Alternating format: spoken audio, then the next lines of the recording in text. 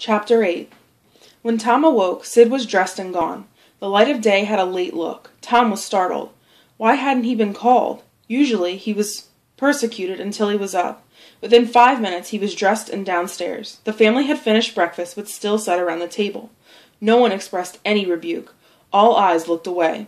There was a silent solemnity that struck a chill to the culprit's heart. Tom sat down and tried to seem gay, but it was uphill work. There was no response, and he lapsed into silence. After breakfast, his aunt took him aside, wept, and asked him how he could break her old heart so. This was worse than 1,000 whippings. He cried, pleaded for forgiveness, promised to reform, and received his dismissal. He left too miserable to even feel vengeful toward Sid, whose prompt retreat through the back gate was therefore unnecessary. Tom moped to school, along with Joe Harper. He was flogged for playing hooky the day before. Tom took his flogging with the air of one whose heart was busy with heavier woes. Then he went to his seat, rested his elbows on his desk and his jaws in his hands, and stared at the wall with the stony stare of one whose suffering can get no worse. But it did get worse. He noticed something on his desk rolled in paper, unrolled it, and saw the brass knob that he had given to Becky. About noon, the ghastly news electrified the town. The tale flew from person to person, group to group, house to house, with little less than telegraphic speed. Dobbins made that afternoon a school holiday. The town would have disapproved if he hadn't. A gory knife had been found close to the murdered man, and someone had recognized it as Muff Potter's. It was said that a citizen had come upon Potter washing himself in a stream about 1 o'clock in the morning, and that Potter had immediately sneaked off. Suspicious circumstances, especially the washing, which was not one of Potter's habits. It also was said that the town had been ransacked for this murderer. The public is quick when it comes to arriving at a verdict, but that he couldn't be found. Horsemen had departed in every direction, and the sheriff was confident that Potter would be captured before nightfall. The whole town was drifting toward the graveyard. Tom's heartbreak vanished, and he joined the procession, drawn by fascination. At the dreadful place, he squeezed through the crowd and beheld the dismal spectacle. It seemed an age since he had been there. Someone pinched his arm. He turned, and his eyes met Huck's. Both boys immediately looked away, wondering if anyone had noticed anything in their mutual glance. But everybody was talking, intent on the grisly spectacle. Poor young fellow, this ought to be a lesson to grave robbers. Muff Potter'll hang for this. That was the gist of the remarks. It was a judgment, Reverend Sprague said. The hand of the Lord is here. Tom shivered as his eyes fell upon the emotionless face of Injun Joe. The crowd began to sway, struggle, and shout. It's him! He's coming! It's Muff Potter! He's stopped! He's turning! Don't let him get away! Someone in the tree branches over Tom's head said that Potter didn't look as if he was trying to get away, that he only looked confused. Infernal impudence! Someone else said in response to this comment. I reckon Potter wanted to come and look at his work. He didn't expect any company. The crowd fell apart, and the sheriff came through, leading Potter by the arm. Potter looked haggard and frightened. When he stood before the murdered man, he shook, put his face in his hands, and burst into tears. I didn't do it, he sobbed. Upon my word, I didn't do it. Who's accused you? Someone shouted. This shot reached its mark. Potter lifted his face and looked around with a hopeless expression. He saw Joe and exclaimed, Joe, you promised you'd never— Is that your knife? The sheriff asked, thrusting it before Potter. Potter would have fallen if they hadn't caught him and eased him to the ground. Waving his nerveless hand with a defeated gesture, he said, Tell him, Joe, tell him. It ain't no use. Tom and Huck stood silent and staring as Joe calmly lied. The boys expected that, any moment, the clear sky would deliver God's lightning upon his head. When Joe had finished and still stood alive and whole, their wavering impulse to break their oath and save the poor prisoner's life vanished, because the murderer clearly had sold himself to Satan, and it would be fatal to meddle with the property of such a power. The boys inwardly resolved to watch Joe nights, when opportunity should offer, in the hope of glimpsing his dread master. Why didn't you leave? Why'd you come here? Someone asked. I couldn't help it, Potter moaned. I wanted to run away, but I couldn't seem to come anywhere but here. Joe repeated his false statement under oath, just as calmly a few minutes later.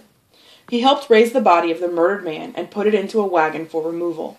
The shuddering crowd whispered that the wound bled a little. The boys thought that this circumstance would turn suspicion in the right direction, but they were disappointed. More than one person remarked it was within 3 feet of Muff Potter when it bled. Tom's conscience disturbed his sleep for a week after this. One morning at breakfast, Sid said, "Tom, you pitch around and talk in your sleep so much that you keep me awake half the time." Tom whitened and dropped his eyes. "It's a bad sign," Aunt Polly said gravely. "What you got on your mind, Tom?" "Nothing." But Tom's hand shook so much that he spilled his coffee. "And you do talk such stuff," Sid said. "Last night you said, 'It's blood, it's blood.' You said that over and over, and you said, 'Don't torment me so. I'll tell.' Tell what? What is it you'll tell?" Tom felt dizzy. Without knowing it, Aunt Polly came to Tom's rescue by saying, "It's that dreadful murder. I dream about it most every night myself." Mary said that she had been affected much the same way. Sid seemed satisfied. After that, Tom complained of toothache for a week so that he could silence himself by tying up his jaws every night. He didn't know that Sid lay watching him every night and frequently slipped the bandage off, leaned on his elbow, listening for a good while, then slipped the bandage back on. Tom's distress gradually lessened, and the imaginary toothache grew annoying and was discarded. If Sid managed to make anything out of Tom's disjointed mutterings, he kept it to himself. Tom's schoolmates held numerous official inquiries about dead cats, thus keeping alive Tom's troubled thoughts. Sid noticed that Tom never headed these inquiries, although it had been Tom's habit to take the lead in all new enterprises. Sid also noticed that Tom never acted as a witness. In fact, Tom avoided any participation in these inquiries. Finally, they went out of fashion.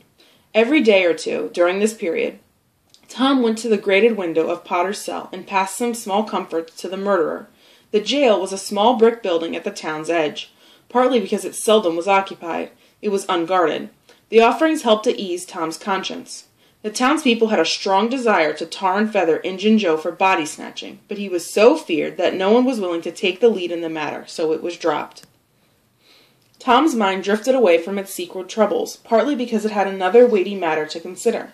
Becky had stopped coming to school. She was ill. What if she died? Tom put his hoop, bat, and other playthings away. He took no pleasure in them any more. Concerned, Aunt Polly began to try all sorts of remedies on Tom. She subscribed to all the health magazines that offered worthless advice on how to breathe, what to eat and drink, how to get into bed, how to get out of bed, how to exercise, and how to think. She never noticed that the magazines of one month usually contradicted everything said in the magazines of the previous month. She was a firm believer in quack treatments. Using a new water treatment, she took Tom out of the woodshed every dawn and half drowned him in cold water. Then she scrubbed him, rolled him in a wet sheet, and kept him under blankets until he sweated his soul clean. Despite Aunt Polly's efforts, Tom grew more and more pale and dejected, so Aunt Polly added hot baths and showers. Tom remained as dismal as a hearse. Tom actually took to reaching school ahead of time instead of playing with his comrades. He hung around the schoolyard gate. He would look down the road, hoping to see Becky. Whenever a frisking frock came into sight, his heart would leap until he saw it wasn't hers. Then, at last, it was hers. The next instant he was laughing, chasing boys, jumping over the fence, doing handsprings and standing on his head, doing everything he could think of to impress Becky.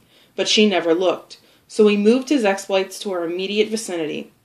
He war-whooped, snatched a boy's cap, and hurled it to the schoolhouse roof, broke through a group of boys, tumbling them in every direction, and fell sprawling under Becky's nose, almost knocking Becky down.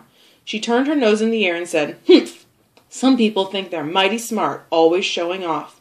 Tom gathered himself up and sneaked off, crushed.